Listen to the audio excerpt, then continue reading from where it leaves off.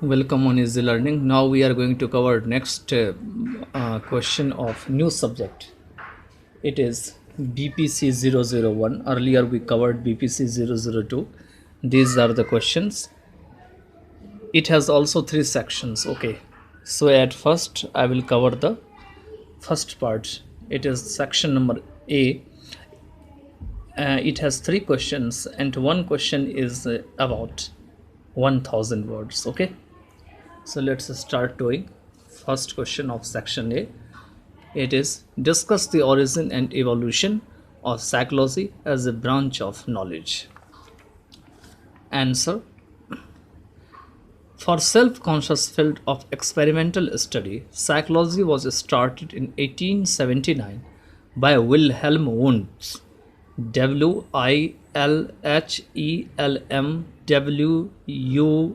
Okay, Wilhelm Wundt, who founded the first laboratory dedicated exclusively for its research in Leipzig, Germany. After the development of experimental psychology, various kinds of applied psychology appeared. In the early 1880s, scientific pedagogy was brought by G. Stanley Hall to United States from Germany. Another example was introduced by John Dewey's educational theory in 1890. In the same year, Hugh Munsterberg, okay, Hugh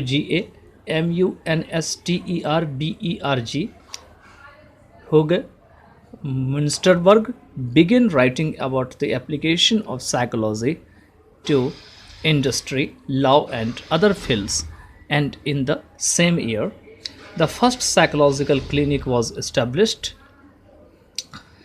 Wundt's empiricism was criticized by Edward Titchener's Titcheners. Later, his formulation of behaviorism was contributed by John B. Watson and popularized by B. F. Skinner. Behaviorism proposed emphasizing the study behavior for quantified and easily measured. In these days, the subject psychology is introduced for mental and behavioral processes. The interest in this field is started from ancient civilizations of Egypt, Persia, Greece, China, and India. Contemporary psychology is interested in various levels, including human behavior and mental processes, and from neural level, NEURAL, okay, to the cultural level. Psychologists believe that human issues start before a birth and continue until she dies, until 1800s. The study of psychology was not the separate discipline, though its earliest history goes back to Greek. René Descartes, a French philosopher, introduced the idea of dualism for the assertion of mind and body, considering two entities for interaction to form human experience in 17th century. The relative contributions of nature vs. nurture are also the subjects by different modern psychologists for discovering the root of the subject in early philosophical traditions. In this way, philosophy was separated from psychology, and they are both based on observation and logic on the one hand, and human thoughts and behaviors on the other. The philosophers rely on observation and logic, while psychologists on scientific methodologies to study and draw conclusions about human thought and behavior. Besides philosophy, later physiology helped psychology to bring it under scientific discipline. The research on brain and behavior had a dramatic impact on psychology. Ultimately, contribution of applying scientific methodologies to the study of human thought and behavior.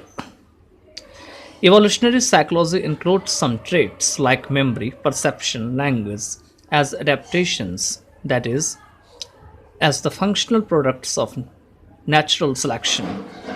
Biological mechanisms such as the role of the immune system in psychology is under the watchdog of the branch of psychology.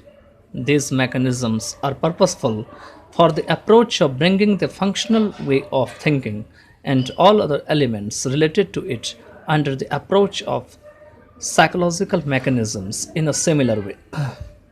The mind and behavior are put under this way of evolutionary psychology. Most research on this evolutionary is related to humans and other organisms, particularly the nervous system of humans is studied. According to it, the human brain comprises many functional mechanisms, which is called psychological adaptations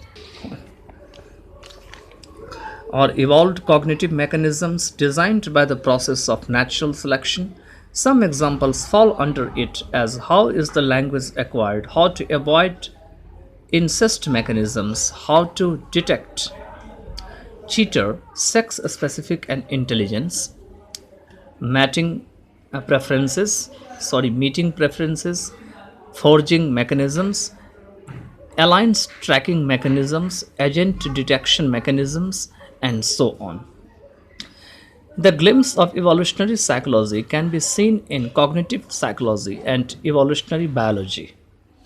Besides these two spheres, it has also impact on several other educational matters or disciplines in which it draws its influence on archaeology, biology, geology, genetics, ethology, anthropology, ecology, and artificial intelligence.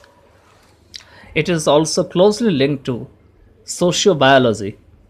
The key differences between them are the emphasis on domain specific rather than domain general mechanisms, the relevance of measures of current fitness, the importance of mismatch theory and psychology rather than behavior. The words domain specific and domain general mechanisms have also been the subject of argument by many evolutionary psychologists, particularly by developmental psychologists. Besides this, all above explained theses, the approaches that psychologists have used to assess the issues that interest them have changed dramatically over the history of psychology. Perhaps most importantly, the field has never steadily from speculation about behavior toward a more objective and scientific approach as the technology available to study human behavior has improved. This has also been an increasing influx of women in this field. Although most early psychologists were men, now most psychologists, including the presidents of the most important psychological organizations, are women. Although it has changed dramatically over time, the most important question that psychologists address have remained constant. Nature vs nurture. Are genes or environment most influential in determining the behavior of individuals and in accounting for differences among people? Most scientists now agree that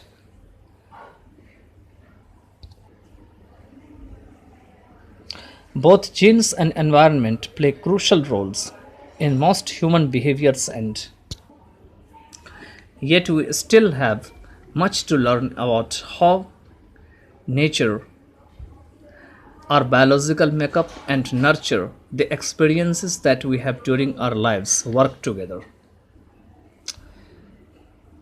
The proportion of the observed differences on characteristics among people, like in terms of their optimism, height, and intelligence, that is, to genetics, is known as the habituality of the characteristics, and we will make much use of.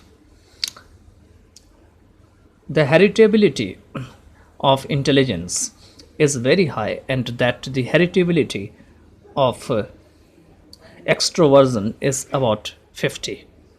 But we will also see that nature and nurture interact in complex ways. Free will versus determinism. This question concerns the extent to which people have control over their own actions. We are the products of our environment, guided by forces out of our control, or are we able to choose the behaviors we engage in? Most of us like to believe in free will, that we are able to do what we want, for instance, that we could go get up right now and go fishing, and our legal system is